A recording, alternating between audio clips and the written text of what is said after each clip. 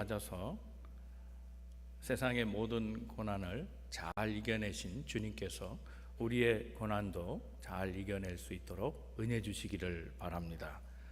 지난 시간에는 우리가 야고보서를 통해서 인생의 고난의 그 해법을 한번 생각해 보았습니다. 오늘은 하박국서입니다. 짧은 시간이지만 하박국 전체를 한번 관통하는 고난에 대한 이야기와 그 고난에 답을 주시는 하나님의 역사를 생각해 보고 우리 삶에도 고난이 있지만 그 고난에 지지 않고 승리하는 해법을 발견할 수 있기를 바랍니다. 하박국은 특징이 있습니다. 그 하박국 서신은 시작은 좋지 않았지만 마지막은 해피엔딩으로 끝납니다. 하박국서가 그렇습니다. 질문으로 시작합니다. 그런데 질문만 계속된다면 인생은 고달플 겁니다. 사람도 그렇잖아요. 물었는데 답을 안 해주면 힘들죠.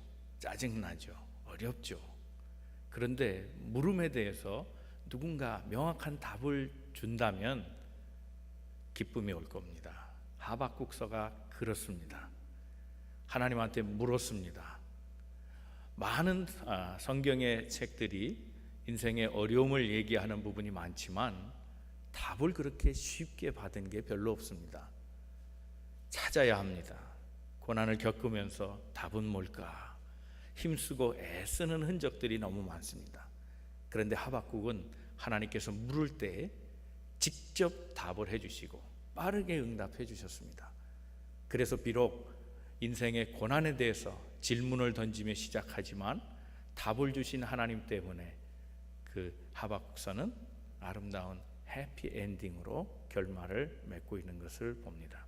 오늘 이 하박국을 통해서 우리의 고난에도 하나님의 응답하심이 있어서 비록 고난 중에 있더라도 고난에 지지 아니하고 승리하는 해법이 우리 가운데 발견되기를 주님의 이름으로 축원합니다. 우리 옆에 분 서로 권면하시고 말씀 듣겠습니다. 하나님은 오늘도 당신을 향한 계획을 가지고 계십니다. 첫째 생각할 겁니다. 고난이 오면 기도가 시작돼야 됩니다. 하박국서는 그 기도로 시작합니다. 하나님 앞에 질문을 던지며 기도합니다. 하박국서 1장 2절 말씀입니다. 다 같이 한번 읽어봅니다. 시작. 여호와여, 내가 부르짖어도 주께서 듣지 아니하시니 어느 때까지니까? 내가 강포로 말미암아 외쳐도 주께서 구원하지 아니하시나이다. 이 기도문에서 하박국의 불평이 보입니다.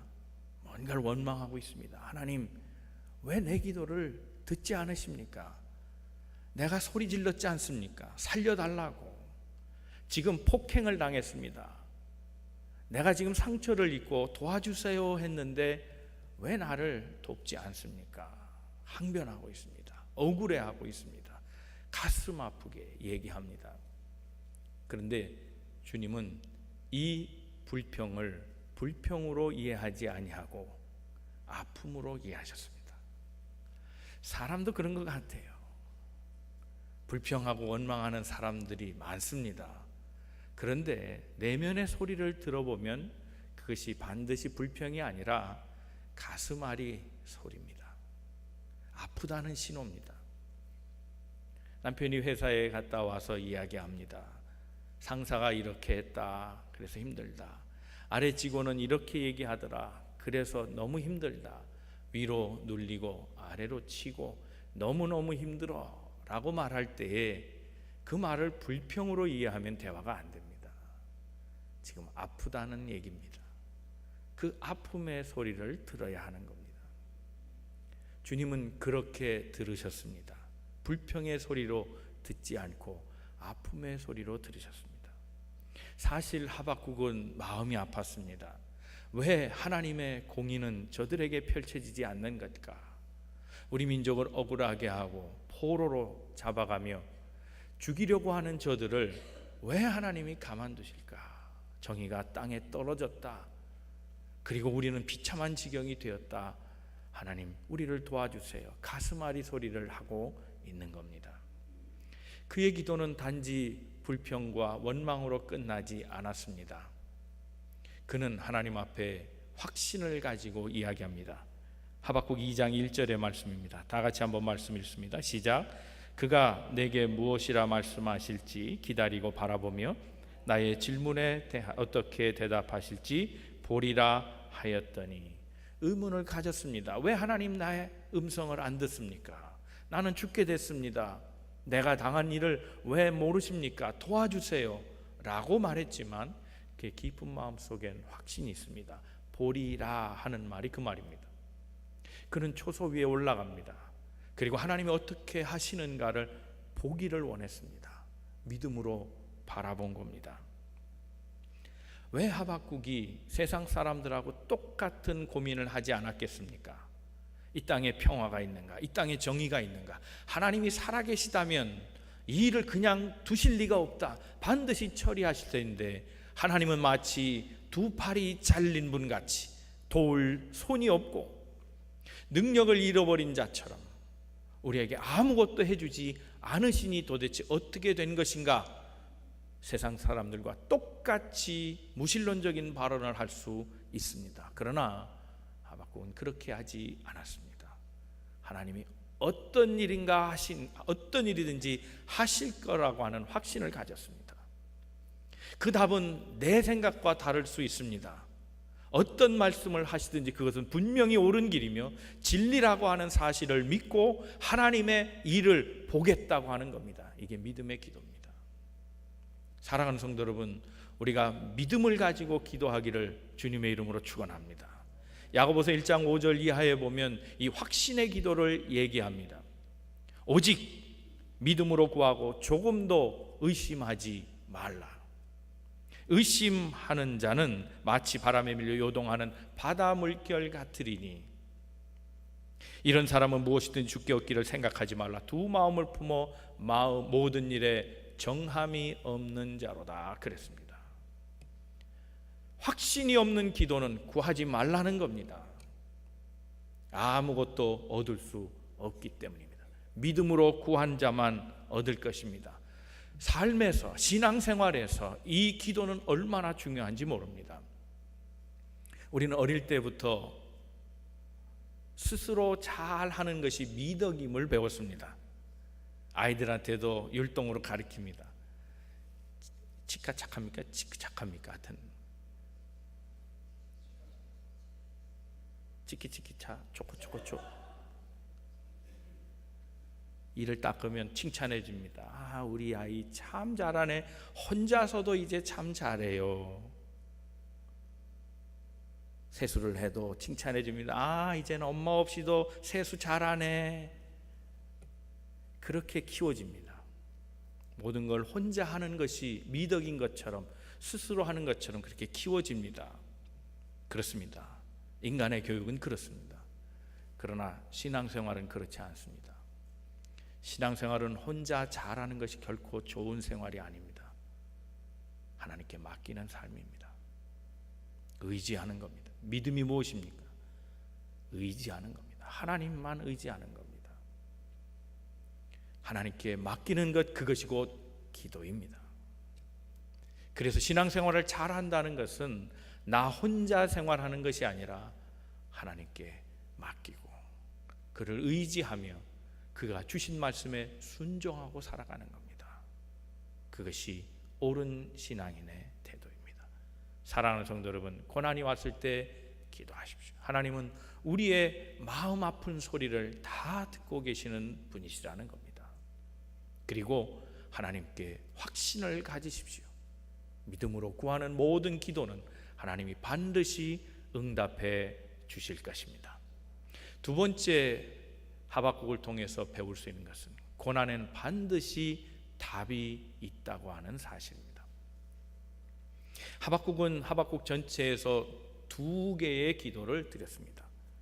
그런데 하나님이 그 모든 기도마다 다 응답해 주셨습니다. 첫 번째 답은 이것입니다. 그 고난은 너 혼자 겪는 고난이 아니라는 답이 왔습니다. 하박국 1장 5절의 말씀입니다. 다 같이 한번 말씀을 읽어봅니다. 시작. 여호와께서 이르시되 너희는 여러 나라를 보고 또 보고 놀라고 또 놀랄지어다. 너희의 생전에 내가 한 가지 일을 행할 것이라 누가 너희에게 말할지라도 너희가 믿지 아니하리라. 하박국은 지금 아픔 속에서 기도합니다. 왜 나를 돕지 않으십니까? 왜 내 형편을 모르십니까? 왜 내가 죽게 되었는데 방관하고 계십니까? 나로 물었습니다. 3절에도 나로 묻습니다. 그런데 5절에 답합니다. 하나님의 답변은 너희로 답변하십니다. 나는 지금 너와 똑같은 기도하는 사람을 또 두고 있다는 겁니다. 다시 말하면 이 고통은 너만 겪는 고통이 아니고 또 다른 누구도 겪고 있다고 하는 사실입니다. 다 아프다는 겁니다. 이와 비슷한 예가 엘리야 시대에 있었습니다. 열왕기상 19장에 보면 엘리야 얘기를 소개합니다. 엘리야는 갈멜산에서 바알 선지자들과 싸워 이겼습니다. 그 승리를 맛보면서 그는 확신한 것이 있습니다. 이제 하나님이 영광 받으실 때가 됐다. 우상을 숭배한 자들이 죽었으니 이제는 주의 나라가 임할 것이다 생각을 했습니다. 그런데 주의 나라가 임하며 평강을 맛보기는커녕 이세벨이 화가 났습니다. 화를 돋구는 일이 됐습니다. 그래서 엘리야를 죽이려고 합니다. 이 현실에 그는 괴로워합니다. 하나님, 도대체 이게 어떻게 된 일입니까? 그는 도망했습니다. 그리고 곡기를 끊어버립니다. 스스로는 죽을 수 없기에 차라리 먹지 않고 죽겠다는 각오로 그는 끙끙 앓고 있을 때 하나님은 그에게 말씀하십니다. 두 가지를 말씀하십니다. 하나님의 주권은 계속되고 있다는 얘기고, 또 다른 하나는 바알에게 무릎 꿇지도 않고 입을 맞추지도 아니하는 선지자 7,000명을 따로 두었다고 얘기하십니다. 너만 겪는 고통이 아니라는 겁니다. 바알에게 무릎 꿇지 않고 입술에 입을 맞추지 아니하는 또 다른 저항하는 사람들, 같이 환난을 겪고 있는 7,000명이나 더 있다고 말씀하시므로 그의 고난은 그만의 것이 아님을 얘기하고 있습니다. 사실 우리가 겪는 고난, 내가 겪고 있는 이 고통은 전 세계에서 유일한 고통이겠습니까? 아닙니다. 지금 누군가가 겪고 있고 이전에 또 어떤 사람이 나와 같은 고난을 겪었습니다. 앞으로 또 다른 어떤 사람이 나와 똑같은 이유로 고난을 당할 것입니다. 이 말씀은 너의 고난은 더 큰 고난이 있으므로 아무것도 아니다라는 그런 말씀이 아니라, 이 고난은 이길 수 있는 고난인 것을 격려하게 해주시는 말씀입니다. 사실 그렇지 않습니까? 아무리 작은 고난이라도 내가 겪는 고난이 제일 아픈 거 아닙니까? 비록 그것이 절대적인 의미에서는 누군가의 고난보다는 적습니다. 상대적으로 봐도 나보다 더 큰 고난을 가진 사람이 있습니다. 그러나 내 손톱에 가시만 끼워도 그 고난은 가장 아픈 고난입니다. 그러나 분명한 것은 아무도 고난 때문에 죽은 사람은 없다는 겁니다. 이제 그 이유를 설명하겠습니다. 믿음의 사람들에게는 결코 고난 때문에 죽는 법은 없다는 것을 주님이 가르쳐주고 있습니다. 남은 자가 있다는 겁니다. 고난의 모든 자가 죽지 않았다는 겁니다. 그런데 왜 너는 혼자 겪는 고난처럼 죽으려고 하느냐, 그 말입니다. 이 고난에 대한 두 번째 답이 또 이어서 주어집니다. 하박국 2장 20절 말씀에 이렇게 말씀합니다. 나 주가 거룩한 성전에 계시니 너희는 잠잠할지어다 그랬습니다. 말하지 말라는 겁니다. 주님, 제가 아파요, 말하지 말라는 겁니다. 제가 힘들어요, 말하지 말라는 겁니다. 왜 그렇습니까? 알고 계시기 때문입니다. 내가 겪는 고난, 그 뒤에 내가 있었다. 내가 말하지 않아도 너의 고난을 내가 지금 함께 겪고 있다고 말씀하시는 겁니다.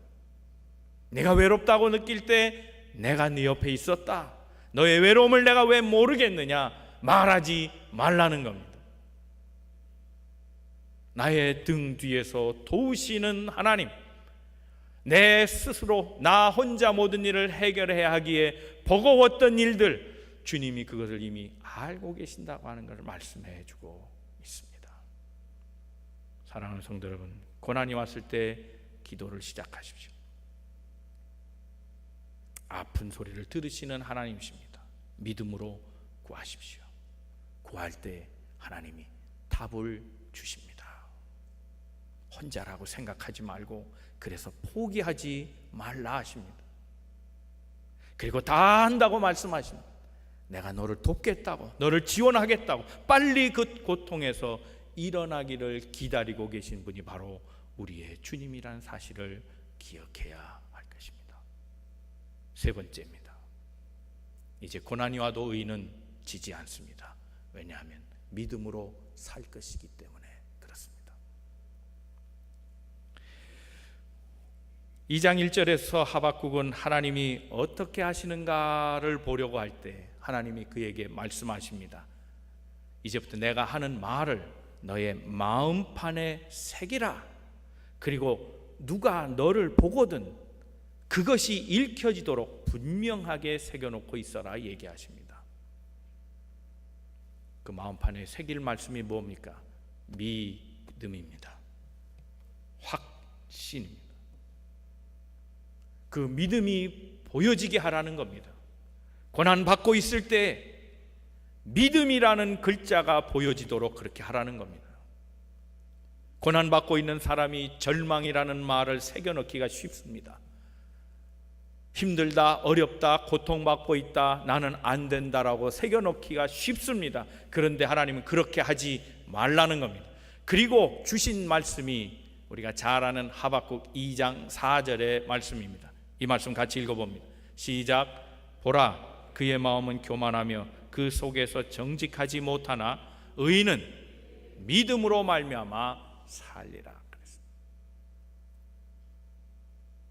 의인은 믿음으로 산다. 이 말씀은 초대교회 핍박을 받는 자들에게 큰 위로가 됐던 말씀입니다. 왜냐하면 바울이 인용했기 때문에 그렇습니다. 로마서 1장 17절 말씀에 의인은 믿음으로 말미암아 살리라 그랬습니다. 이 말씀이 어거스틴에게도 영향을 줍니다. 그래서 그가 믿음을 주장한 이유가 됐습니다. 그 말씀은 후에 루터에게 영향을 줍니다. 오직 믿음으로 그가 종교개혁을 시작한 단초를 준 것이 바로 이 구절의 말씀입니다. 의인은 믿음으로 산다는 말은 무엇입니까? 그의 마음은 교만하며 그 속에 정직하지 못하나 의인은 믿음으로 말미암아 산다 그랬습니다. 교만한 자가 누굽니까? 자기를 믿고 있는 자입니다. 스스로 행하는 자입니다. 믿음 없이 살아가는 사람입니다. 믿음 없으면 죽지만 믿음 있으면 고난이 있어도 산다는 겁니다. 사람은 고난 때문에 죽지 않습니다. 믿음이 없어서 죽는 겁니다. 그러므로 고난 중에 있어도 믿음을 가지면 살 것이라고 격려하고 계십니다. 하박국 3장 16절 오늘 우리가 읽은 본문의 말씀에 이렇게 말합니다. 바벨론의 침략의 소식을 듣습니다. 큰일 났습니다. 그 소식이 들려올 때에 가슴이 찢어졌습니다. 입술이 푸르르 떨렸고 그리고 다리가 후들후들했다 그랬습니다. 누가 포로로 잡혀갈지, 누가 저들의 칼에 즉사할지 알지 못하는 위기의 상황에서 그가 두려워할 때에 주님이 말씀하십니다. 병도 가난도 전쟁도 너희를 죽이지 못한다. 믿음을 가진 자는 반드시 살리라 말씀하셨습니다. 이 말씀을 듣고 하박국이 힘을 내기 시작했습니다. 그 말씀이 진실이라고 하는 사실이 믿어졌을 때 그는 이렇게 고백합니다. 17절 이하의 말씀입니다. 다 같이 읽어봅니다. 시작. 비록 무화과 나무가 무성하지 못하며 포도나무에 열매가 없으며 감람나무에 소출이 없으며 밭에 먹을 것이 없으며 우리의 양이 없으며 외양간에 소가 없을지라도 나는 여호와로 말미암아 즐거워하며 나의 구원의 하나님으로 말미암아 기뻐하리로다. 아멘. 비록 창자가 뒤틀리고 입술이 떨리고 다리가 후들거리는 이 절망의 소식이 우리에게 있지만, 그러나 믿음을 가진 자는 반드시 살며 하나님이 도와주시기에 외양간에 소가 약탈당하고 없어도 포도나무의 모든 것, 감람나무의 모든 것, 그 소출을 그들이 다 빼앗아가도 나는 하나님으로 인해 이제부터 즐거워하련다 결단하고 있는 것을 봅니다. 내가 이제부터는 사슴처럼 뛰며 살겠다, 고개 떨구어 살지 않겠다고 다짐하고 있습니다. 이것이 하박국 전체에 흐르는 하박국의 하나님에 대한 믿음이었습니다. 고난에 처신하는 신앙인의 자세였습니다. 신앙인은 고난 때문에 죽지 않습니다. 그러나 믿음이 없으면 죽을 것입니다. 분명 고난에는 유익이 있습니다. 여러분 잘 아시는 호세 까레라스, 그는 유명한 성악가고 세기에 하나 둘 나오는 그런 성악가라는 칭찬을 받았던 사람입니다. 레코드 음반 역사 가운데 클래식 음악에서 1000만 장 이상 팔린 음반은 2개밖에 없습니다. 그 2개를 모두 갖고 있는 사람이 호세 까레라스입니다. 그는 41살이 될 때 세계적 명성과 부를 얻어갈 즈음에 백혈병이라는 진단을 받았습니다. 급성입니다. 순식간에 병이 엄습함으로 그는 오페라 공연 도중에 쓰러져서 병원에 입원하게 됩니다. 모든 것을 다 잃어버리게 됐습니다. 그런데 호세 까레라스는 절망하며 포기하지 않았습니다. 그때 예수님을 만납니다. 주를 의지하고 기도하기 시작했습니다. 그리고 다짐합니다. 하나님, 내 생명을 연장시켜 주시면 남은 내 생애는 다 하나님을 위해 살겠습니다. 다짐합니다. 기도만 하고 있었던 것은 아닙니다. 골수를 이식받고 이제 재활치료를 합니다.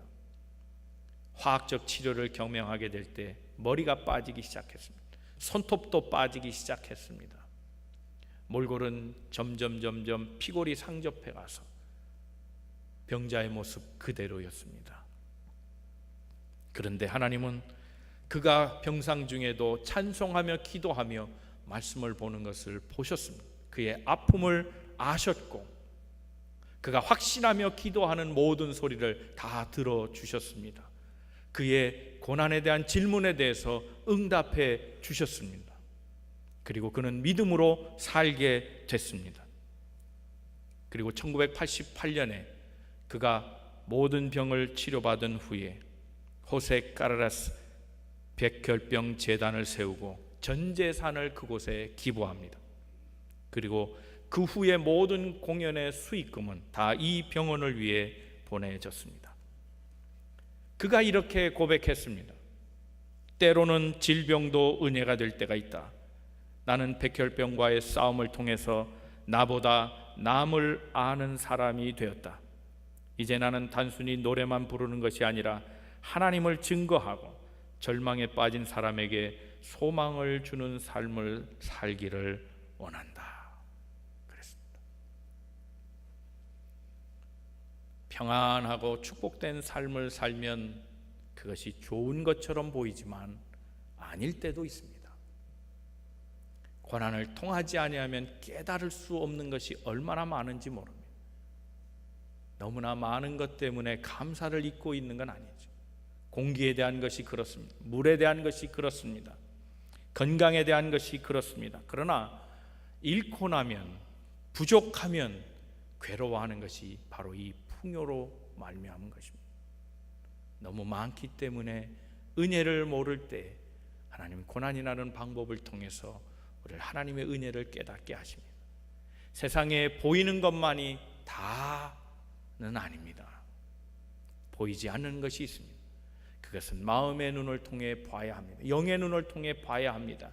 그런데 그 영의 눈은 육신의 껍질이 깨질 때 보여지는 겁니다. 답이 없어서가 아닙니다. 우리 인간의 한계 때문에 그렇습니다. 70점을 맞는 사람이 있고 100점을 맞는 사람이 있습니다. 70점을 맞은 사람은 얘기할 겁니다. 답이 없어서 틀렸다고 얘기할 겁니다. 답이 없는 게 아닙니다. 그가 모를 뿐입니다. 하루살이와 메뚜기와 개구리가 대화를 했습니다. 하루살이가 얘기합니다. 내일 보자. 메뚜기가 웃습니다.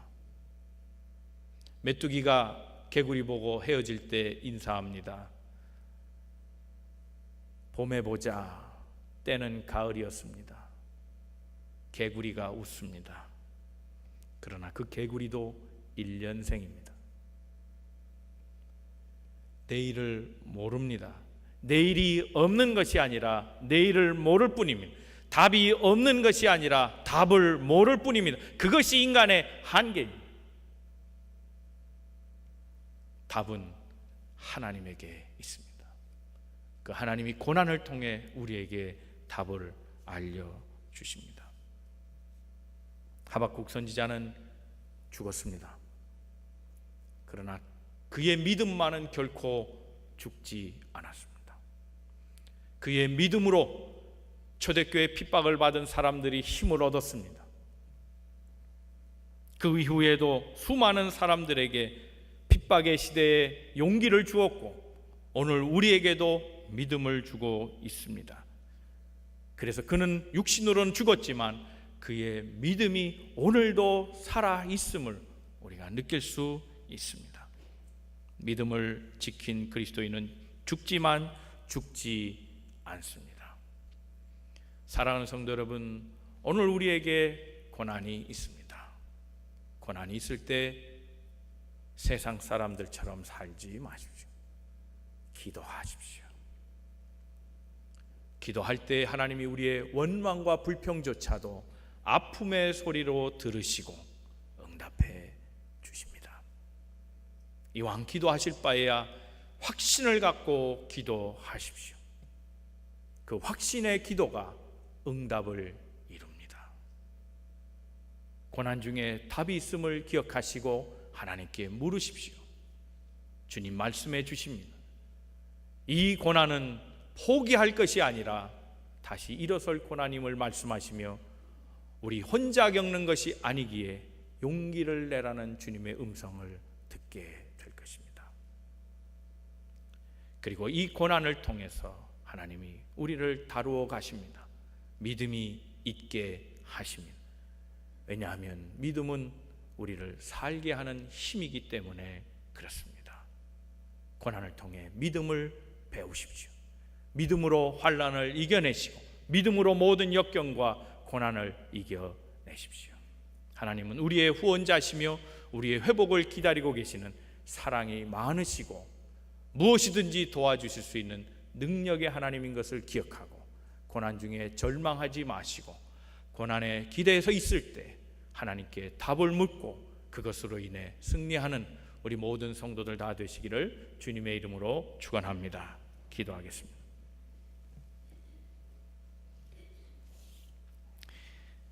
사랑과 은혜의 하나님,